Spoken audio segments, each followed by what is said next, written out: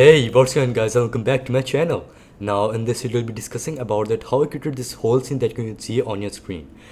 Now I've already discussed about that how I created cars in one of my previous videos, so make sure to check it out. But this is kind of a follow-up video, as I think that I've improved a lot by then, and I think that I've gathered a lot more information and I've improved a lot overall. So we'll be discovering about some small tips in this video, so stick around till the end to find those out. So without further ado, let's get started with today's tutorial. Alright guys, so now going back to the Blender window, let's discuss about that how I went about getting this whole scene. So first of all, let's just discuss about the car itself. Now I've already discussed about that how I go about creating the cars inside of Blender, and in one of my previous videos that I've mentioned in the intro as well. Now I basically just use blueprints from any website you can choose. Now you can just search on Google that blueprints for this specific car or anything like that. But the problem with blueprints is that they are sometimes not reliable, and sometimes they do not give the perfect measurements or the perfect outlines for the whole shape of the car. So it is always better to look at references for the part you are working on. Now, as for example, if I just go over to my references app, now I used a references app called PureRef. It is very helpful and it is very reliable and it is really easy to use. Basically, you just put all of your references here and they're just in one place, which is really great. So for example, I have a reference for the back, for the front, which are actually a lot of the references for the front, as this is one of the more complex parts of the car. And I have a reference for the front light, the sides of the up close of the sides, the side and the top.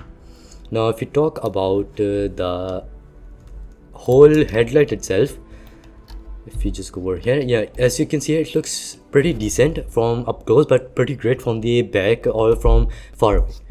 Now why is that? Because it is of the material and because of the details. So if I just click on it and if I just go to the shade editor, as you can see here, we have a wave texture, which is basically just adding waves over it, as you can see here, and it just gives us this kind of effect. And then we have a color ramp, which basically tells us that, hey, start with the blue, and then in the middle should be green, and then in the end it should be cyanish, and then it is going on to the mixed color, and then to the principal BSDF. Now let's talk about the crystal effect on the front light.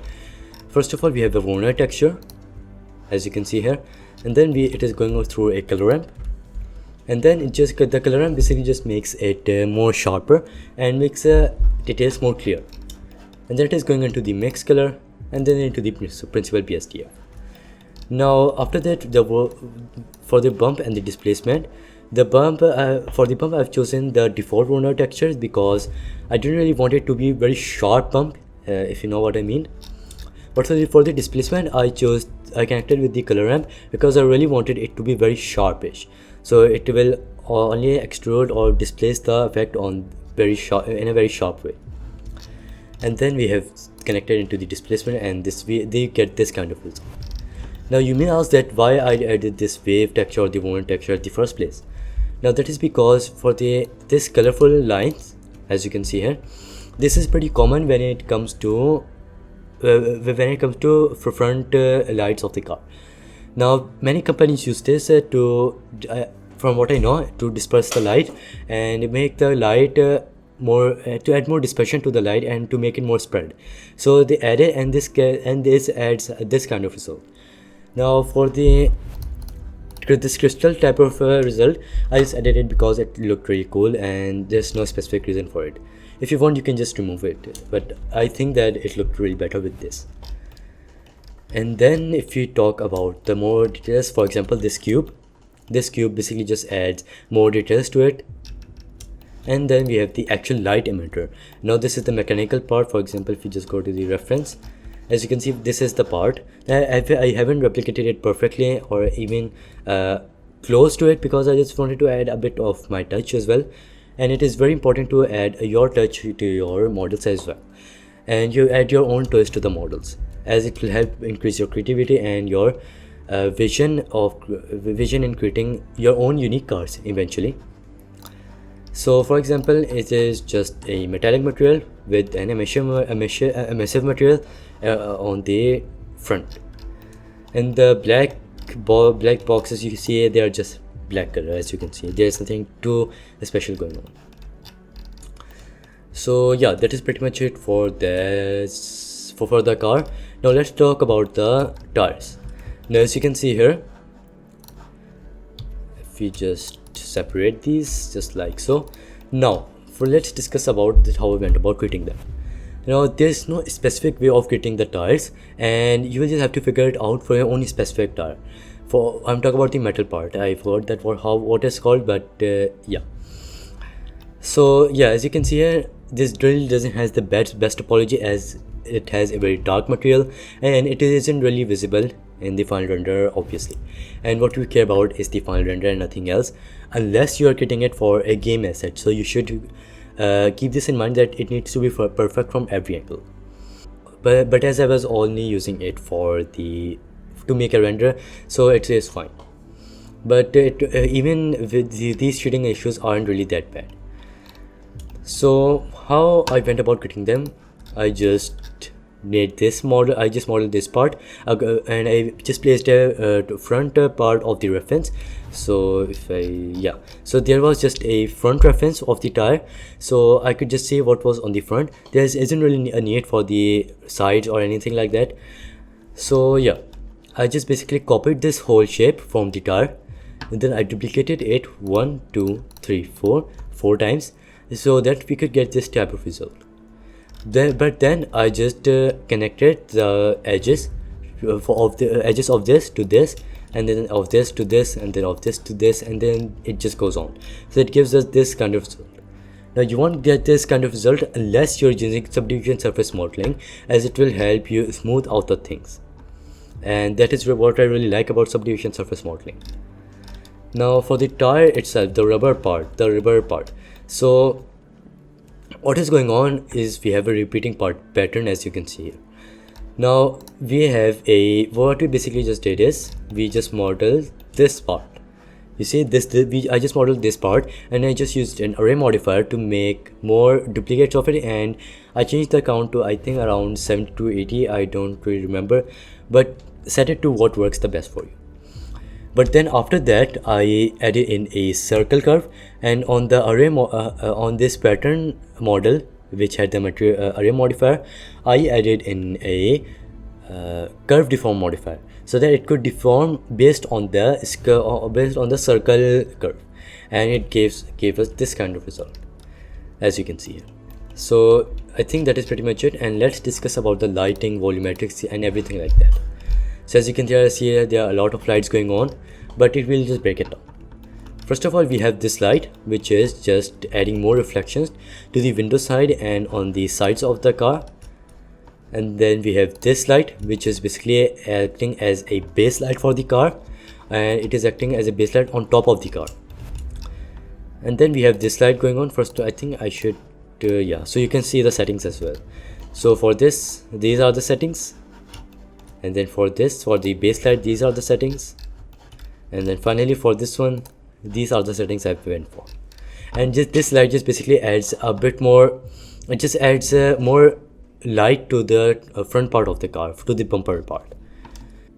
So now we just have two bars which just add really nice reflection to the car, and that is what we are aiming for. We are just aiming to get the best reflection and the most reflections possible on a car model, because it is really reflective and it just helps the viewer to see the details as well.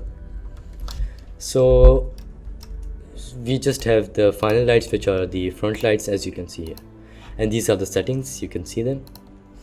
Now the quick lifesaver here is the volumetrics, because if you just go to the render view mode, and if I just remove the volumetrics completely, as you can see, this looks pretty bland and it just looks pretty bad, and it just doesn't really look that cinematic or very dramatic. So the volumetrics are a lifesaver. So if we talk about the settings, as you can see here, these are the settings for the volumetrics. I've set the density to 0.1 as I thought that it gives the best cinematic effect and the most dramatic effect. Well, for example, if I change this to 0.01, as you can see, it looks pretty bad. And if I just change this to 1, you cannot really see anything. So I've just set it to 0.2. Even I have set it to 0.1, but even 0.2 looks fine. But in my opinion, 0.1 looks the best. And then after that, let's talk about the world settings. It is just a gray color with the strength set to 160, and you can just set it to anything, but I think this just doesn't make it too dark and it doesn't make it too light, and gives us the best result. So now let's discuss about the road texture and the puddles. Now the road texture is a very simple node setup. We just have a texture coordinate node connected through a mapping node, and then to a texture of a road. You can just find this online. It is not really that hard. There will be plenty. And then we have connected into the base color as well as the bump mode, and then I've connected into the color ramp. So I could just get if we just go over here, yeah, so as you can see, we can get this kind of result and a bit more sharper result. And they have connected it into the displacement to get the displacement effect. And as you can see here, this is how it looks like. Yes, this is how it looks like now. I think this looks pretty great from far away and in the final render, but that is what we care about, unless of course you are going for a game asset. Now talking about the pedals, it is just a basic material with its softness set to 0 and nothing else going on. So it is really simple. So yeah, so this is basically what I did for the default and the raw output from the Blender side. But what about the actual final result? So after the post-processing and everything like that. So first of all, we have I've added in a vignette effect. Now I think that this is how it's pronounced, but it is spelled VIGNETTE. So this just adds a bit more darkness to the corners, and it looks pretty great in my opinion. And it adds a bit more cinematic and a dramatic effect, and it gives the and it highlights the car and it pops the car more, because that is the only thing that is the most saturated, and everything else is basically just black and white. So yeah, I just played around with the things like vibrance, the saturation, glimmer, and everything like that. Now you may ask me that what software do I use? I use a software known as Pixel RX. Now this is really useful when it comes to basic compositing or basic post-processing, and I think that is pretty enough for most of the scenes, and it is very modern and it looks pretty user-friendly. So it is really easy to use and it gives us a very great effect in very short amount of time. So yeah guys, I guess that is pretty much it for today's video, and I hope you have learned something new. If you have, then make sure to like and subscribe and comment down below what should be the next video idea. So I will see you around later. See ya.